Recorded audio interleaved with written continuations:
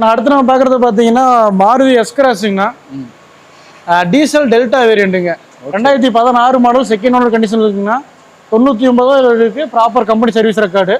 இதோட ஆப்ஷன்ஸ் பார்த்தீங்கன்னா உங்களுக்கு power steering, power window, AC, central lock, dual air பேக்குன்னு சொல்லி ஃபுல் ஆப்ஷனாக வந்துருங்க. அலாய்ஸ் மட்டும் வராது. இதோட பார்த்தீங்கன்னா வண்டி இன்டீரியர் அவுட்லுக் பார்த்தீங்கன்னா சூப்பராக இருக்குங்க. சீட் கவர் பார்த்தீங்கன்னா பிராண்ட் நியூ தான். குறைன்னு சொல்கிறதுக்கு எதுவுமே இருக்காது, அந்தளவுக்கு இருக்கும். டயர் பார்த்தீங்கன்னா உங்களுக்கு ஆவரேஜாக ஒரு 50% வரைக்கும் இருக்குங்கண்ணா நாலுமே.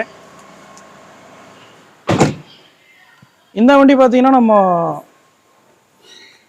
ஹைவேஸில் பார்த்தீங்கன்னா உங்களுக்கு 20-22 வரைக்கும் தாராளமாக மைலேஜ் தராங்க டீசலுக்கு. மைலேஜ் ரேஞ்சு கார் தான். ப்ரீமியம் செக்மெண்ட்ல மேக்ஸிமம் பார்த்தீங்கன்னா கொஞ்சம் பெரிய ஃபேமிலின்னு சொல்லுவோம்ல, அவங்க எல்லாருமே பெரிய கார் வச்சிருப்பாங்க. இந்த எஸ்பிரஸ் ஒன்று வச்சிருப்பாங்க. ஏன்னா மைலேஜுக்கு நல்லா இருக்கும், லோக்கல்ல ஓட்டுறதுக்கு கம்ஃபர்டபுளா இருக்கும். இதே சின்ன கார் உட்கார முடியாது.